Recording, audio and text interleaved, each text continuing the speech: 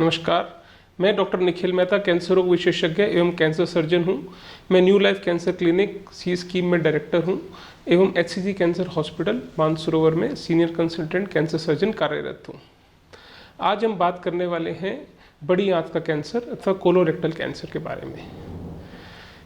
मार्च को colorectal cancer awareness month के रूप में बनाया जाता है।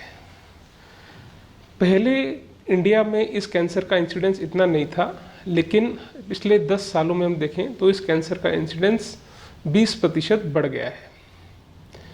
कोलोरेक्टल मतलब बड़ी आंत, ये वो शरीर का भाग होता है जहाँ पर हमारा मल बनता है, जहाँ पर खाने का आखिरी भोजन होता है और जहाँ से भोजन हमारा निकलता है। ये बॉडी का वो हिस्सा होता है, इसलिए इसके बारे में जानना आवश्यक है।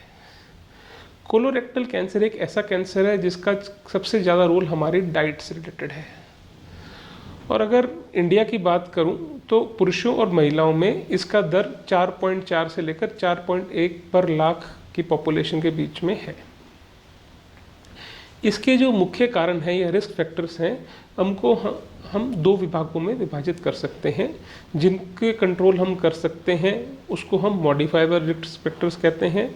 जिन चीज़ों को हम अपने कंट्रोल में नहीं ले सकते उसको हम नॉन मॉडिफाइबल रिस्क फैक्टर करते हैं। पहले अगर हम बात करें मॉडिफाइबल रिस्क फैक्टर जिसका कंट्रोल हमारे हाथ में है, तो उसमें जो सबसे इम्पोर्टेंट कारण है वो है हमारा भोजन। अगर मैं विश्व में सबसे अच्छी डाइट की बात करूं तो वो डाइट है इंडियन डाइट, क्योंकि इसमें हाई फाइबर है। लेकिन हम जो फॉलो कर रहे हैं आज की डेट में, हम वेस्टर्नाइजेशन की तरफ जा रहे हैं, पाश्चात्यकरण की तरफ जा रहे हैं, और उसके कारण ही इंडिया में इस कैंसर का रेट बढ़ रहा है। जैसा कि मैंने कहा कि 20% हर 10 साल में इस कैंसर की रेट इंडिया में बढ़ रही है। क्यों? इसका रीज़न ये है कि हमारी डाइट में अनहेल्दी फूड जुड़ रहा है, और ये बच्चों से ही जुड़ना शुरू हो जाता है। हमारी डाइट में पिज़्ज़ा, बर्गर, नूडल्स, जिस मैदा रिलेटेड फूड, जंक फूड बहुत ज़्यादा बढ़ चुका है और फाइबर की मात्रा घटती जा रही है।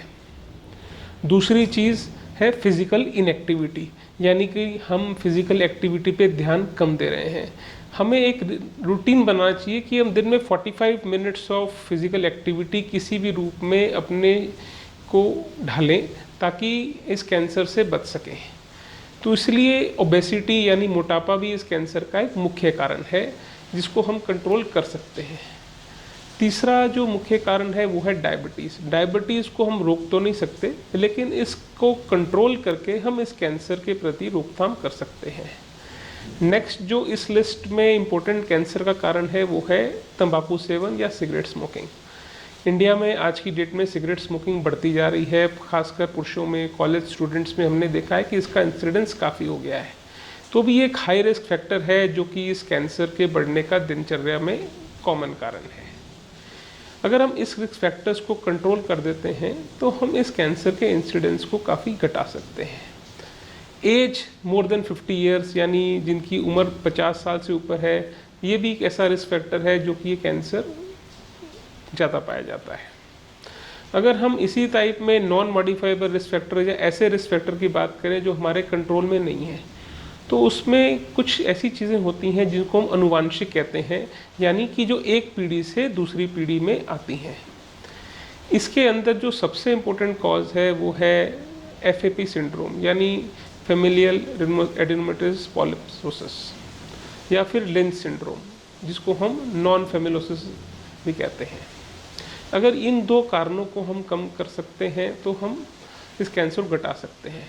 ये हालांकि नॉन मॉडिफाइबल रिस्क फैक्टर्स हैं जो हमारे कंट्रोल में नहीं हैं, लेकिन हम जेनेटिक्स के द्वारा इनके जो जीन्स हैं जिसको हम FAP जीन कहते हैं उसको डिटेक्ट कर सकते हैं, और 25 साल की उम्र में ही जिनमें ये जीन डिटेक्ट होता है उनमें हम दूरबीन की जांच द्वारा या ब्लड टेस्ट द्वारा या फिर दूसरे मेथड्स द्वारा उनको लगातार स्क्रीनिंग में रख सकते हैं, जिससे कि इस कैंसर को हम शुरुआती स्टेज में ही पकड़ पाएँ और ऐसे पेशेंट्स को जिनमें ये सिंड्रोम्स हैं उनमें हम जल्दी से जल्दी इस कैंसर को पकड़ पाएँ। और अगर कारणों की बात करूँ वो है पॉलिप्स, यानी कि कुछ पेशेंट्स में देखा है कि सामान्य रूप से ज़्यादा पॉलिप्स पाए जाते हैं जिनको हम पॉलिपोसिस भी कहते हैं। जिसके कोई जेनेटिक रिलेटेड नहीं होते, लेकिन किसी में अगर ये पॉलिप्स हैं तो उनको भी रेगुलर कोलोनोस्कोपी जैसे चेकअप पे रखना चाहिए ताकि हम इस कैंसर को जल्द से जल्द पकड़ पाएँ। ये इस कैंसर के मोटे मोटे रिस्क फैक्टर्स हैं जिसके कारण कोलोरेक्टल कैंसर क्यों पाया जाता है हम पता कर सकते हैं। अगर हम इसके सिम्टम्स यानी लक्षणों की बात करें तो सबसे इम्पोर्टेंट लक्षण है वो है डाइटरी हैबिट्स, यानी कि अगर हमारे डाइटरी हैबिट्स में चेंजेस आ रहे हैं, यानी कि हमारे लैट्रिन में मोशन में, फ्रीक्वेंसी में या फिर कंसिस्टेंसी में चेंज आ रहे हैं, तो इस कैंसर का सबसे इम्पोर्टेंट लक्षण यही है। यानी कि कोई आदमी दिन में एक बार लैट्रिन जाता है, वो 2 या 3 दिन में एक बार लैट्रिन जा रहा है, या फिर कभी उसको कॉन्स्टिपेशन रह रही है, कभी उसको डायरिया हो रहा है, तो ये भी इस कैंसर का एक इम्पोर्टेंट कारण है। या फिर कोई ऐसा पेशेंट है जिसको बारी बारी लैट्रिन जाना पड़ता है लेकिन पेट फिर भी साफ़ नहीं होता, जिसको हम टेनेस्मस भी बोलते हैं, ये भी इस कैंसर का कॉमन लक्षण है, उसको भी एक बार डॉक्टर को जरूर दिखाना चाहिए।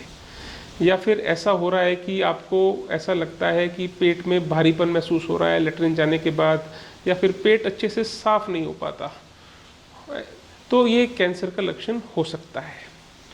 दूसरा जो सबसे कॉमन कारण है, अगर हम जो चलते रहते हैं लंबे टाइम तक, कंसिस्टेंसी पे ध्यान नहीं देते, या फिर लंबा टाइम डायरिया चल रहा है, तो हमारा वेट लॉस होना शुरू हो जाता है। तो ये दूसरा जो कॉमन लक्षण है वो है लॉस ऑफ वेट या लॉस ऑफ एपेटाइट, यानी हमारा लैट्रिन पर कंट्रोल नहीं है, पेट भरा हुआ महसूस होता है, पेट साफ नहीं होता है, तो हमारा वजन गिरने लग जाता है और हमारी भूख मर जाती है। तो ये इस कैंसर के दूसरा लक्षण है। और जो कॉमन कारण है जो लोग हमारे पास आते हैं वो है ब्लीडिंग इन स्टूल्स, यानी मल में खून आना। मल में खून या तो लाल रंग का आना या फिर कई बार काले रंग का आना। कई बार हमने देखा है कि हर आदमी को लैट्रिन के समय 2 या 3 बार खून आता है, उससे उसको अनीमिया होना शुरू हो जाता है, वजन भी घटना शुरू हो जाता है, वीकनेस आ जाती है। तो ये कैंसर का दूसरा कॉमन लक्षण है। तो ऐसे में एक बार डॉक्टर से अवश्य राय लेनी चाहिए कि कहीं आपको ये बड़ी आंत का कैंसर का लक्षण तो नहीं है। कई बार पेशेंट्स कई देर तक हमने देखा है कि परेशानी को झेलते रहते हैं, तो हमारे पास वो इंटेस्टाइनल ऑब्स्ट्रक्शन में आते हैं, यानी आते बिल्कुल रुक गई, अब लैट्रिन भी नहीं आ रही और गैस भी पास नहीं हो रही और पेट में फुलावट महसूस हो रही है, पेट में खूब जोर से दर्द हो रहा है। तो ये एक इमरजेंसी सिचुएशन हो जाती है जिसमें हमें उसका ऑपरेशन करके रुकावट को दूर करना पड़ता है। ये उनमें होता है ज़्यादातर जब हम बहुत दिन से डॉक्टर को नहीं दिखा रहे, हमारे को कॉन्स्टिपेशन रह रही है और उसको अवॉइड कर रहे हैं और आंतें एकदम से रुक गई और आंतों में आगे मल नहीं जा रहा। ये यूजुअली कैंसर के शुरुआती लक्षण होते हैं। लेकिन कई बार हमारे पास मरीज एडवांस स्टेज में आते हैं, तो उनमें जो प्रमुख लक्षण जाए होते हैं कि कैंसर में पेट में शायद पानी भर गया है, तो उससे पेट फूल रहा है, पेट में भारीपन महसूस हो रहा है, उसको हम एसाइटिस बोलते हैं। या फिर ऐसा हुआ कि हमारे पेट में बीमारी पड़ी लिवर में फैल गई या फेफड़ों में फैल गई और पेशेंट हमारे पास जॉन्डिस से प्रेजेंट कर रहा है कि उसको लिवर में सूजन महसूस हो रही है, या फिर पीलिया हो गया है, या फिर वजन गिर रहा है, या फिर सांस लेने में परेशानी हो रही है, या छाती में भारीपन हो रहा है, तब ये कैंसर लिवर या लंग में फैल चुका है। अगर इनमें से कोई भी लक्षण आपको महसूस होते हैं तो मेरी ये राय है कि आपको एक बार डॉक्टर से निरीक्षण अवश्य करवाना चाहिए कि कहीं आप इस कोलोरेक्टल कैंसर से पीड़ित तो नहीं हो रहे। हमारा ये वीडियो बनाने का लक्ष्य भी यही है कि इस मार्च में हम लोगों को अवेयर कर सकें कि आपको इस कैंसर के प्रति जागरूक होना है, कि जल्द से जल्द आपको अपने डॉक्टर को दिखाना है आपका कोई भी लक्षण है तो। और दूसरी चीज़ ये है कि इस कैंसर के लिए हमारे पास सबसे इम्पोर्टेंट हथियार है वो है स्क्रीनिंग, यानी इस कैंसर को हम स्क्रीनिंग द्वारा होने से पहले भी पकड़ सकते हैं। धन्यवाद।